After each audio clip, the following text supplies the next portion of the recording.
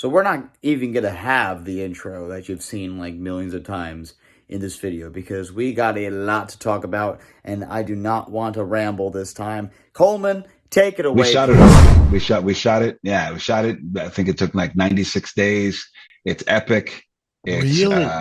man, Jaafar Jackson, who plays Michael, he's another once in a lifetime talent. He's fantastic. Really? He Wow. because he's the nephew of Michael. He's Jermaine Jackson's son. And when I tell you, I was telling somebody this the other day. It's like my brother Rick basically gave birth to my son. I mean, he and his wife gave birth to my son because his son is more like me than my brother, and it I feels the same way with really. Michael and Jermaine. Yeah, it And truly what is the and second do you coming of get Michael. into everything, or what part of his life does It this? well, it takes place over 3 decades of his life, and so we get into a lot. We get into a lot of things that are complicated, a lot of things that are um, epic and monumental. I think the whole point of this biopic is to really humanize Michael and really show like the making of Michael and who he is. And so it deals with a lot of things that maybe even be like controversial. You know what I mean? So it deals with it. And it's got the family love and support, but they didn't get in the way of like really telling a compelling story. You know what I mean? Because sometimes Uh,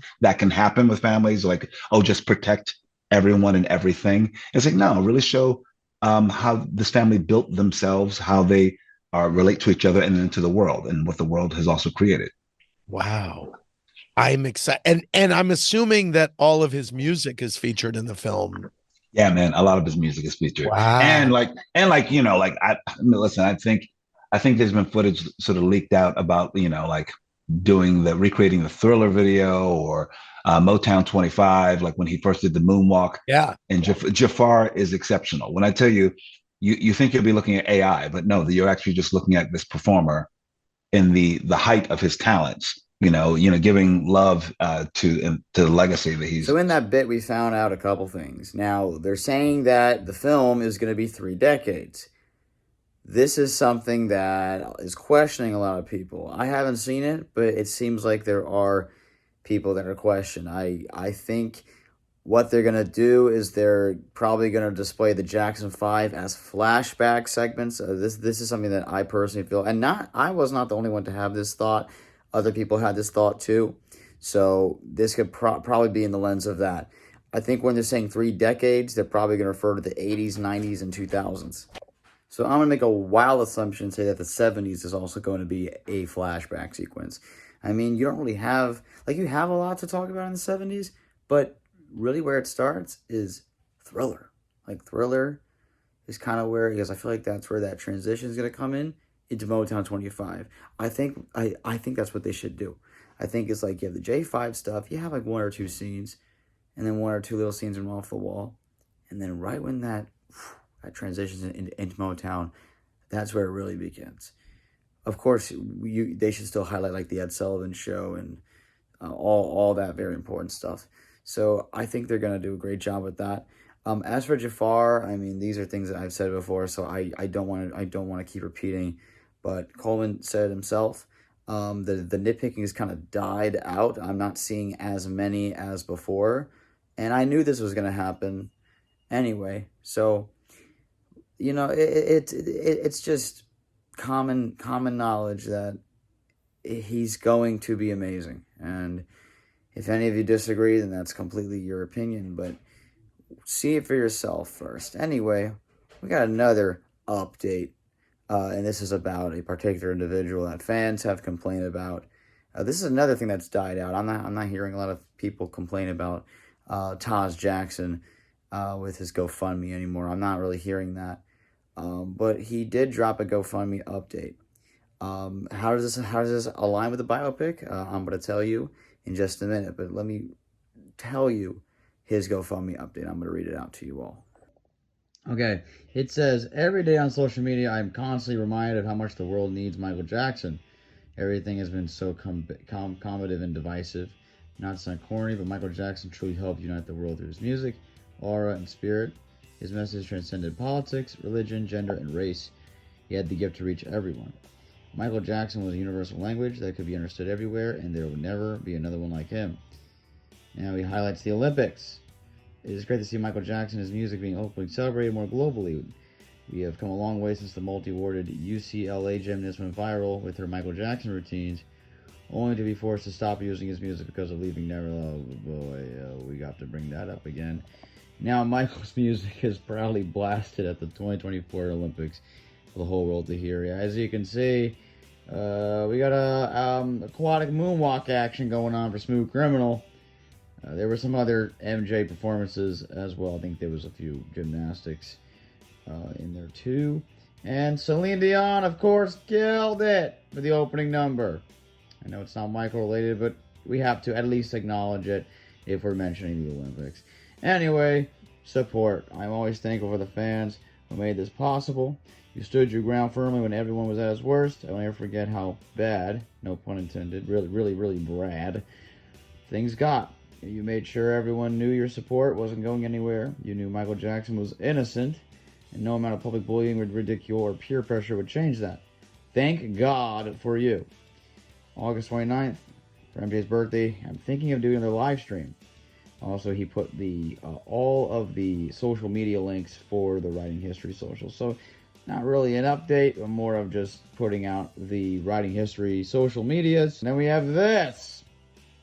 AI. It's probably AI, but it looks incredible. And I am very excited for this documentary.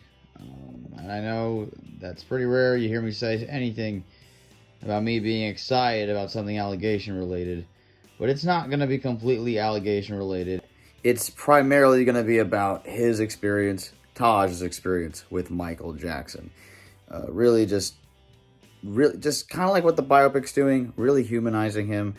And I think this is such a very good time for things like this to come out. And I know that people have been waiting such a long time for the Taj documentary. Me, myself, I'm probably going to watch it on the channel.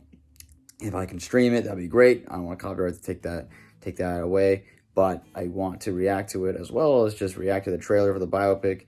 Jaafar also got signed to an agency. So that's also some pretty good news. So I just think it's really just being positive. And I know I never mention or say things like this on the channel, but you know, and I just think this is sort of obvious because people love to engage with people who don't really know anything about Michael Jackson, and it's not even you should be rude to them because they don't know anything. It's like if somebody didn't know about wrestling, I wouldn't call them dumb for not knowing wrestling.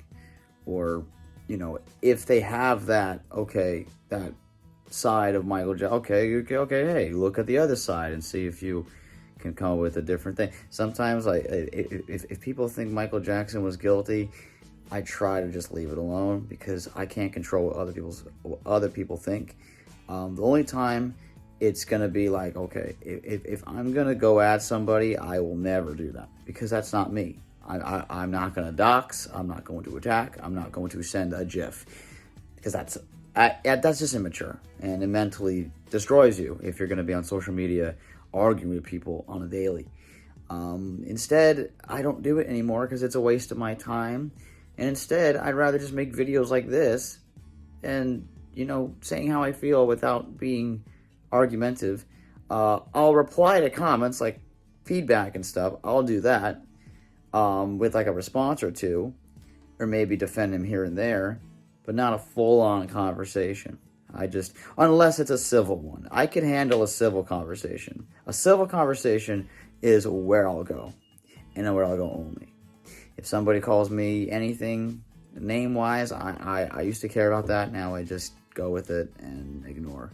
And I think that's what a lot of people should do, and I think that's why we should just be positive with things like this, with the biopic, with the Taj doc. And I know, like I said, people have complained about this because people thought that Taj was scamming fans with his GoFundMe.